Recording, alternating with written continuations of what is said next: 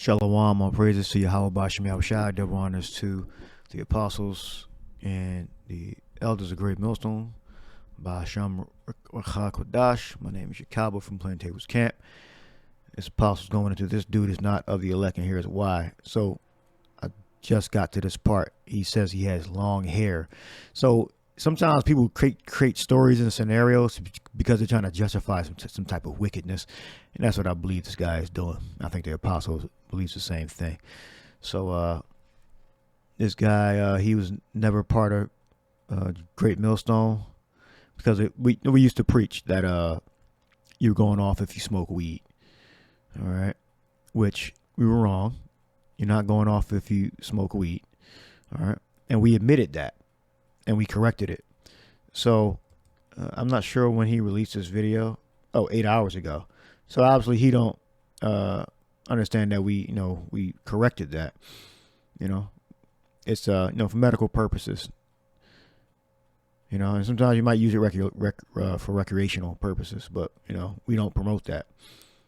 And nobody in our camp, to my knowledge, uses it or abuses marijuana. All right, might use it, but don't abuse it, and don't come to camp high and drunk. Brothers in the camps don't come to camp high and drunk where you can see them not be able to function. I've never seen it. Now, it says, all right, Lashawan Tahar, I believe that's the man's name. He's making a video saying that he was never part of Great Millstone. I don't know if he's trying to get in good graces with Issachar-He group or any people he's attached to. That's why he's making a video. I'm not sure. But he had 2 views 8 hours ago. I'm not sure when the apostle probably put the video up fairly recent. So it's a fairly recent video. I think he just got done the video. Today is what? September 12th, 2024. Let's let the video play.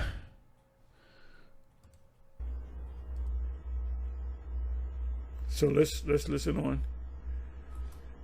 Of course, he was uncircumcised. Of course, he was in a place of uncircumcision, but he followed the Lord.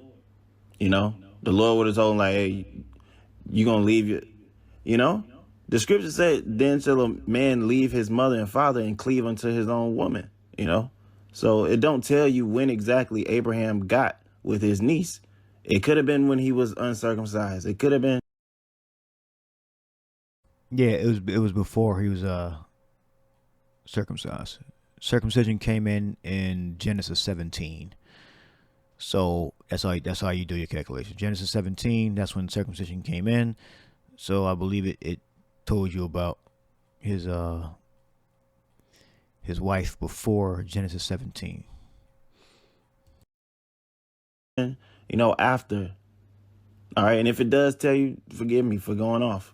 But I'm just making a point that, yeah, he was uncircumcised and he was caught up in idolatry, but he did not break the law in terms of marrying his blood sister.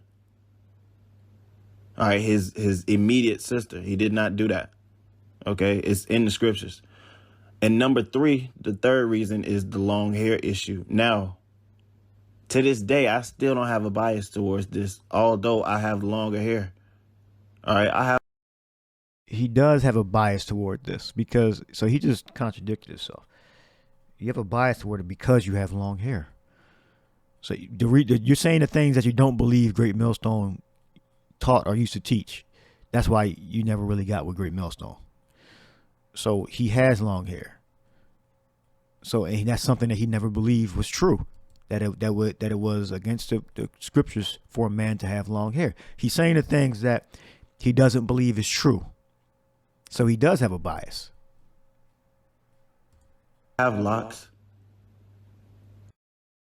Now we realize why you're defending this lock thing, because the long hair thing, because you have long hair and you refuse to cut your hair. And then to justify it, you're gonna bring this nonsense up.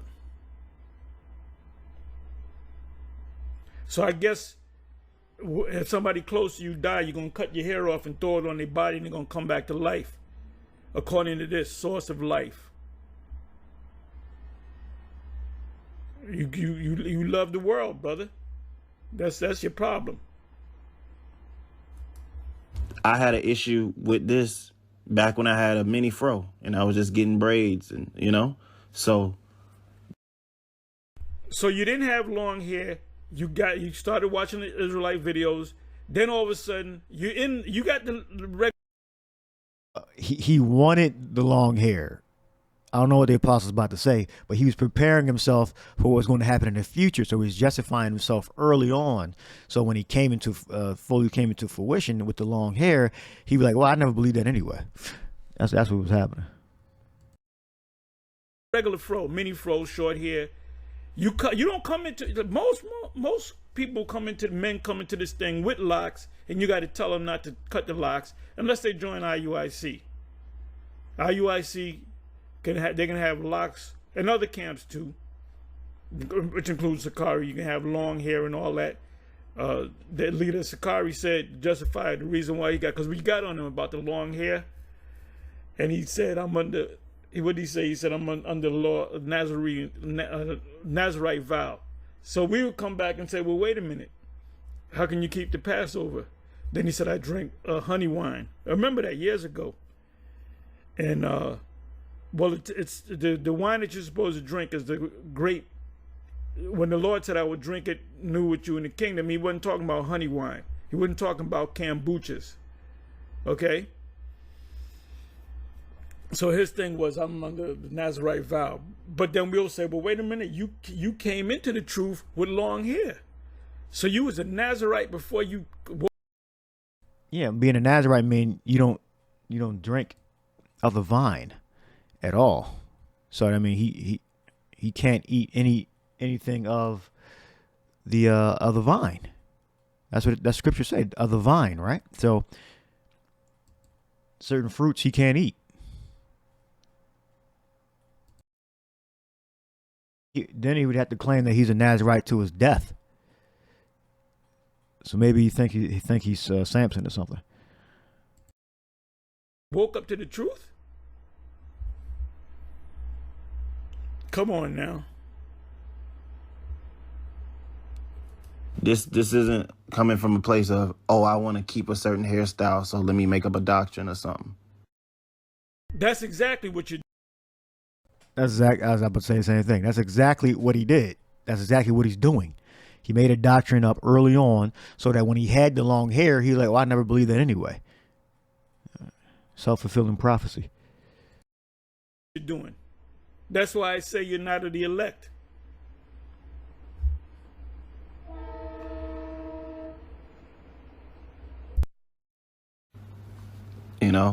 And before I even bring out this information, you can read it on the screen right here. And you can find out that in the Greek culture, where was Corinth?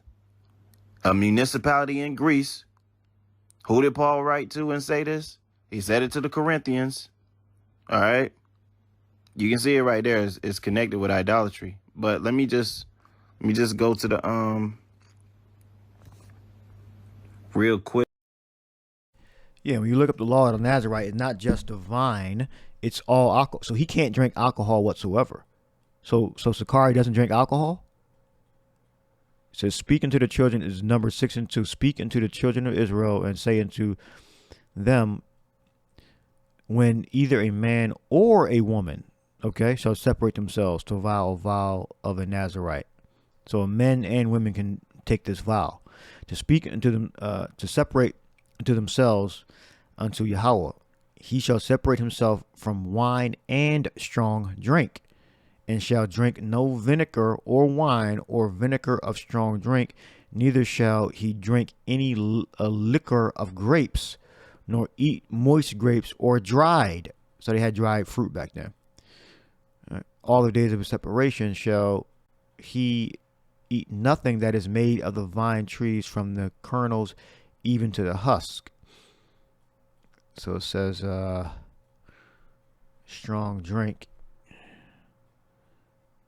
We got shakar, Yasha, a ka, and a ra. Strong drink, intoxicating drink, fermented or intoxicating liquor. All right, so you can't drink alcohol. All right. Numbers 6th chapter. So does Sakari don't Guerrilla Hebrew Alazar doesn't drink alcohol? Okay, apparently Sakari doesn't drink alcohol. I didn't know that Sakari didn't drink alcohol. Maybe he did a video on it that he doesn't drink alcohol.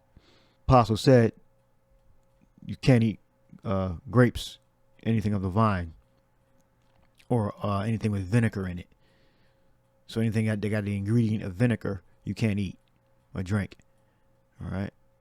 It says, shall drink no vinegar of the wine, vinegar of wine or vinegar of strong drink. Neither shall he drink any liquor. All right, let's look up vinegar. Vinegar, just says vinegar. Vinegar. And he shall separate himself from wine and strong drink, and shall drink no vinegar of wine or vinegar of strong drink. Neither shall he drink any liquor of grapes, nor eat moist grapes or dried. Let's move on. Quick, and just read it, because I do want to bring out the scripture. 1 Corinthians 11:14 says, doth not even nature itself teach you that if a man have long hair, it is a shame unto him? But if a woman have long hair, it is a glory to her, for her hair is given her for a covering. But if any man seem to be contentious, we have no such custom, neither the churches of God. He didn't say this is a law. All right. He didn't say this is a commandment. You don't have to explicitly say this is a law and a commandment. He says this is not our customs. Why are you doing this? Is not our customs. So someone's saying this is not our customs, why are you doing it? This is the custom of the heathen. So he's simple. I see a lot of apostles say he's not of the elect because this dude can't. He lacks reading comprehension. But you never said I couldn't do it. Like he's one of those type of thinkers because he wants to have fun and do what the hell he want to do. Just like the wicked scribes and Pharisees was getting. Okay, so this is why I said what I said. This guy's not of the elect. Even though he got close, he followed GMS, he named Yahweh, Ba'ashem, Yahushua, Ba'ashem, Rakakwadash, and this, that, and the third. The reason why I didn't go to GMS camp because it was 3 hours away and I was on a couch and this house to house, all this nonsense. Look, at the end of the day, you're not one of the elect. So you're going to come up and check, you're going to go to the scriptures, you know, and it really ain't no law. Well, wait a minute. Anything that Paul said was law. If Paul commanded you to do this or not do that, that was law. The scriptures say, it was at Matthew's. I'm not going to go to it. It says, whatever's bound on earth is bound in heaven. Let me go ahead and find it. Oh, this comes up. All scripture is given by inspiration of the Most High. Is not the writings of Paul an inspiration of the Most High? Does not Paul's writings, letters become scripture? All scripture is given by inspiration of the Most High and is profitable for what? Doctrine. You got the law, statutes, commandments. You got the books. You got the prophecies. You got the writings. You got the history. That's all doctrine. That's all doctrine. All right, I'm going to leave you with this scripture, Romans 3:27. Because he had a problem. Oh, it doesn't explicitly say it. So that means, you know, it's permissible.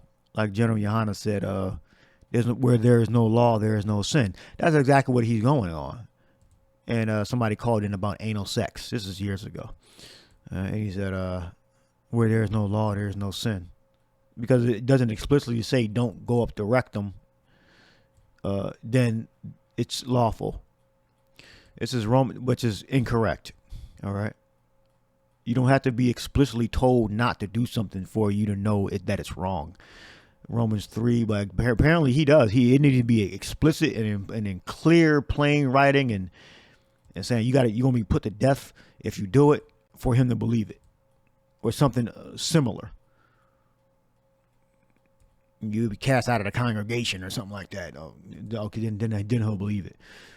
Romans 3:24, being justified freely by his grace through the redemption that is in Yahushua Mashiach, whom the power has set forth to be a propitiation through faith in his blood, to declare his righteousness for the remission of sins that are past. I mean, we already did, through the forbearance of the power. To declare, I say, at this time, his righteousness, that he might be just and the justifier of him which believeth in Yahushua. Where is boasting then? It is excluded by what law? Of works? Nay, but by the law of faith. All right. So by the law of faith. Because there's no law that says if you have faith, then you're going to be saved. There's no the law of Moses, like one of the commandments. Oh, you have faith and you'll be delivered. You'll be justified. Because then your faith will correct your actions. All right. That's not written in the law. So he would go to the law and try to find and say, where is the law of faith? It says, you got to find the law of faith. In the 613 laws, wherefore we conclude that a man is justified by faith without the deeds of the law. So only way he would acknowledge that having long hair is a sin, it's not in our customs, that it is a heathen custom. He would have to go to the 613 laws and find it. All right. But Paul expounded on what he learned from Yahushua. All right. And the disciples, the apostles, knew this also, but by the law of faith. But Paul, he explicitly said it by the law of faith. All right. And you're not going to find one of the thou shalt have the law of faith and thou shalt be justified and saved if you have faith only. All right. You're not going to find that in the law. All right. Because then it says, wherefore we conclude that a man is justified by faith without the deeds of the law, because that's not in there. All right. Now there's examples of men having faith. All right. And they're justified. Notably Noah and Abraham.